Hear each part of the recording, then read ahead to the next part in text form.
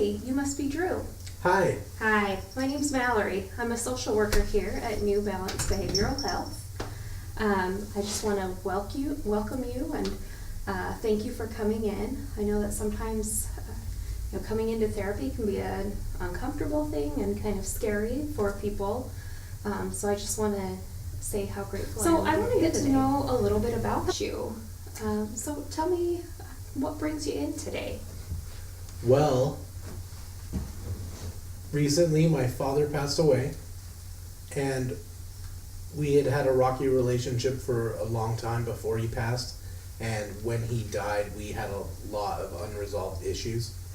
And so after he passed, I was dealing with a lot of these issues that I wasn't able to correct for before he passed away. And with him passing away, we never got to sort of bury the hatchet on a lot of issues, and that has caused me a lot of depression and anxiety and a lot of grief, and all of these things are building up, and so my daily life is now affected. My relationships with my family and friends are being affected by this grief that I'm having. Okay. And so my wife wanted me to come in and speak with you to see if we could get some of these resolved. Okay.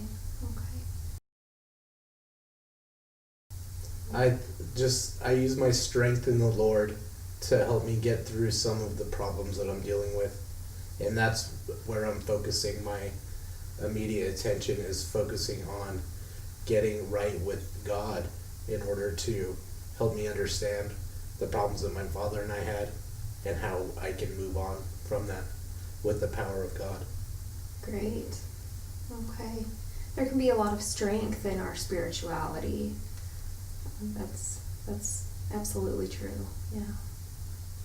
So I just want to ask you a couple questions about your spirituality, because it sounds like that's an area that's really helpful to you and has helped you in the past. So what is it that gives you hope or meaning or strength to face challenges? I understand that God has a plan for everybody, and that He would never choose for negative things to happen without some greater consequence, without some light at the end of the tunnel. It's increased my relationships within the church because everybody has been very supportive. Okay. But my immediate family and friends, the relationships are being strained. Okay. So you mentioned that you have a church family and a lot of support there. How long have you been active in this church? I've been active in the church over 40 years. Okay. So it's been a lifelong thing for you, it sounds like. Yes. Okay. So what are your personal spiritual beliefs? My personal spiritual beliefs, I am a Christian, and I believe in having good morals and being good to others and expecting others to be good to me. Okay. And how about your beliefs about the afterlife? How about I believe in heaven and hell.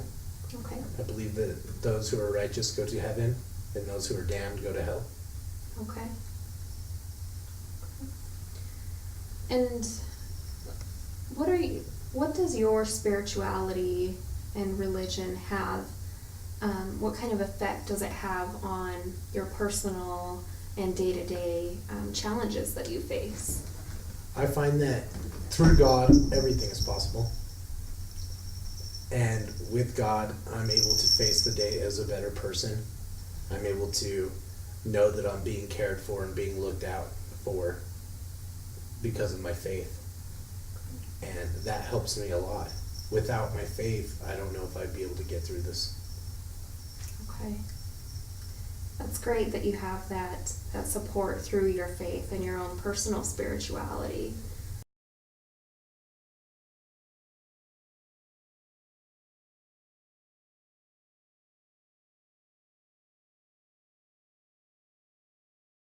I want to do a little exercise with you, and it's called a spiritual eco map. Have you ever heard of an eco map before? No. Please tell me what an eco map is. So an eco map is a visual representation of, basically it's one circle in the middle, and that represents you as yourself. And then we have circles around the middle circle to represent several different facets of our lives. And then depending on the strength of that connection, we have different lines that go from our self circle to these other facets. Now the difference between a regular eco map and a spiritual eco map is, as you can probably guess, it's based more on spiritual aspects of our lives. And I actually have an example for you here. As you can see, we have you in the middle. We have God or your higher power in a circle, your faith community, your father's spiritual tradition, and your mother's spiritual tradition. Now some people might wonder, why are those circles? But the way that we're raised and the examples that we see have a major impact on our own personal spirituality. Then we have rituals and personal relationships. Now right here you can see that I've provided a guide for the connections.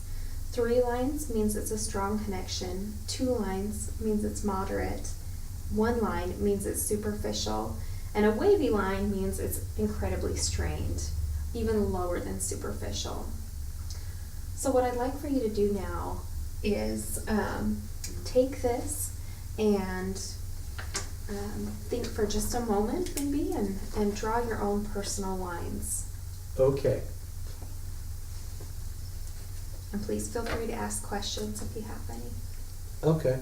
When you have rituals, what does that mean? Well, spiritual rituals can come in a lot of different ways.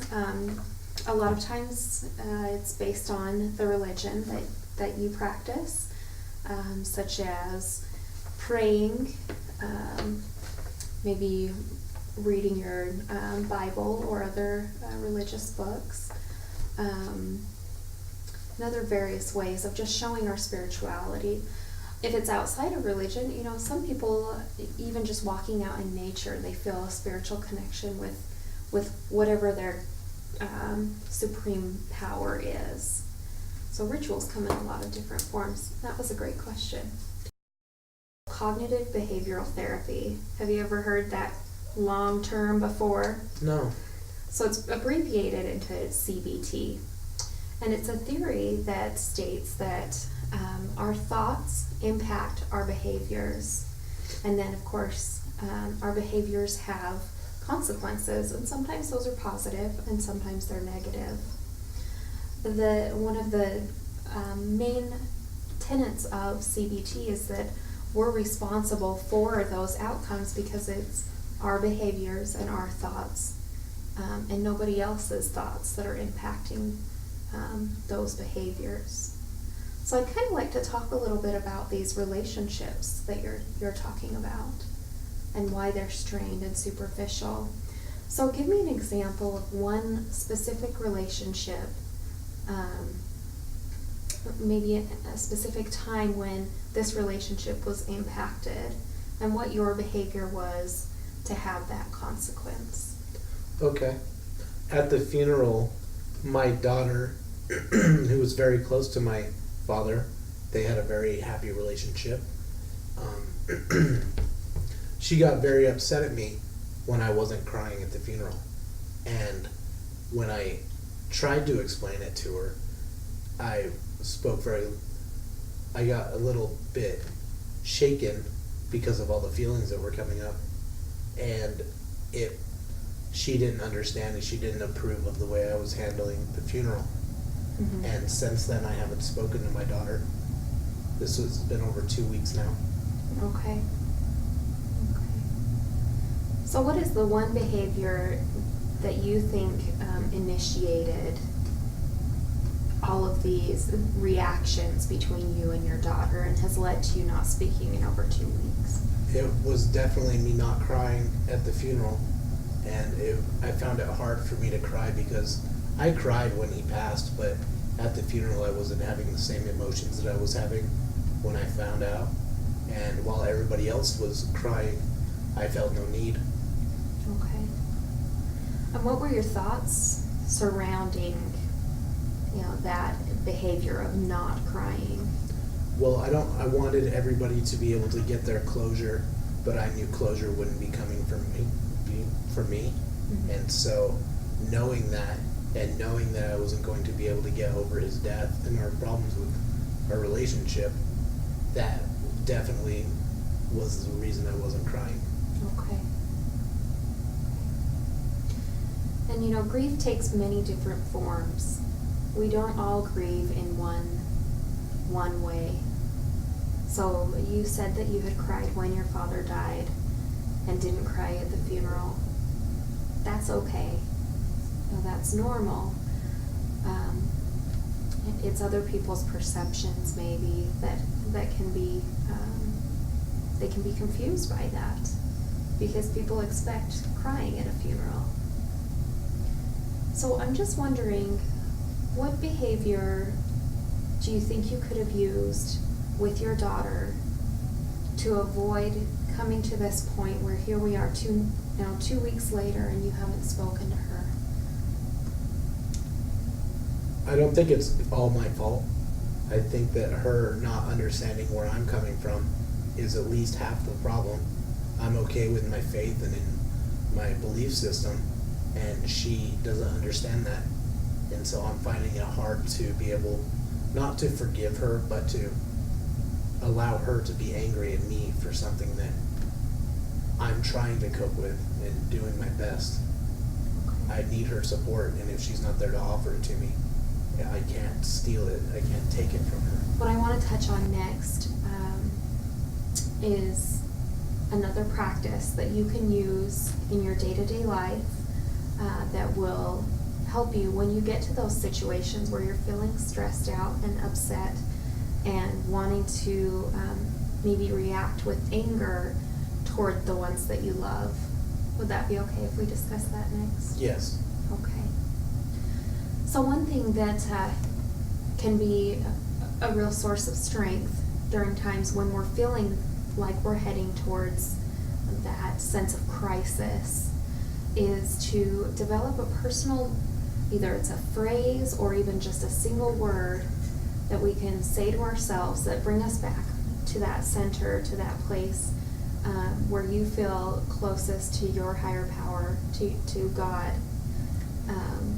and kind of help you realign with what your personal values are so that you don't lash out in anger and have those consequences that are undesirable. Okay? Okay. So, can you think of one word or even a couple words that you can say to yourself that will bring you back to that spot? How about love and peace? Great. Okay. So what I want you to do, this is something that helps me because we can talk about this here and then, you go out on your day-to-day and it's easy to forget. It's easy to get caught up in our day-to-day routine and forget these skills that we're building together.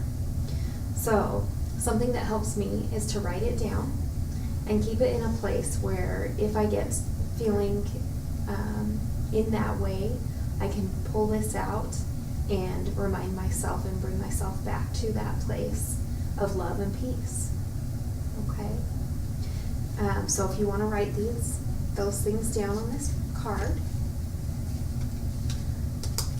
Now you can keep the card somewhere accessible, whether it's your wallet.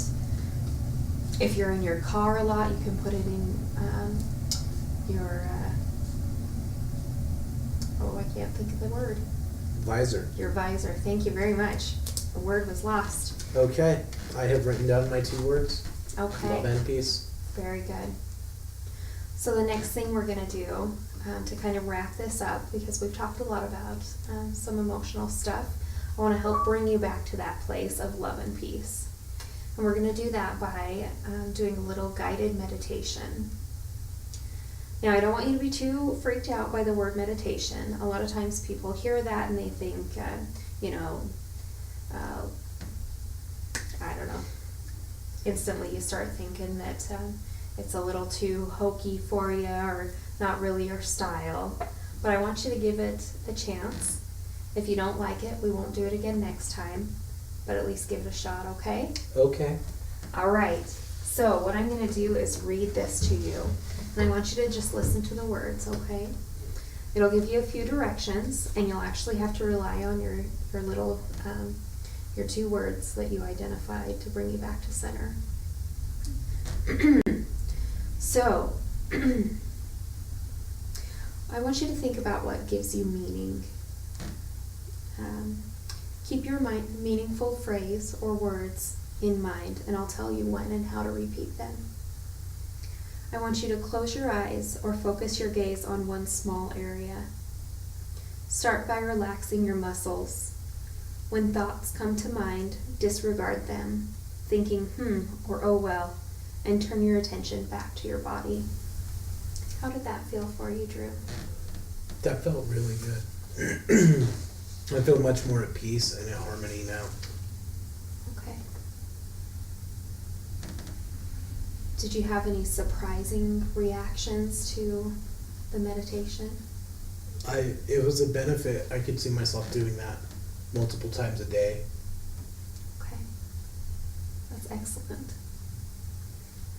So that leads me to the next part of our session, and that is homework. I bet you didn't expect you were going to have homework, right? No.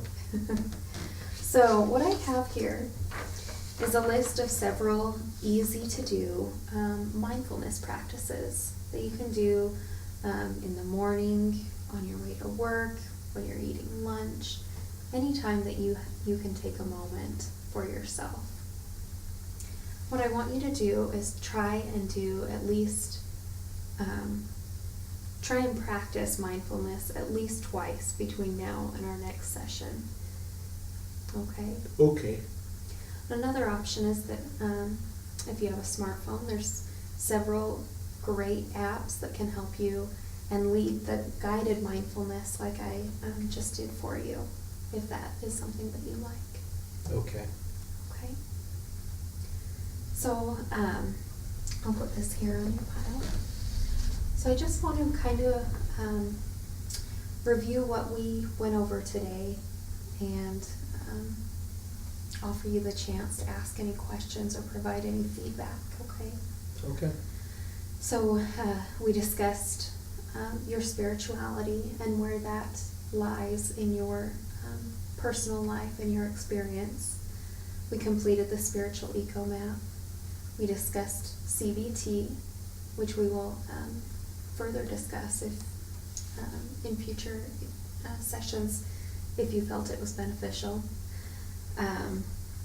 We developed your personal phrase, and then we also did the guided mindfulness.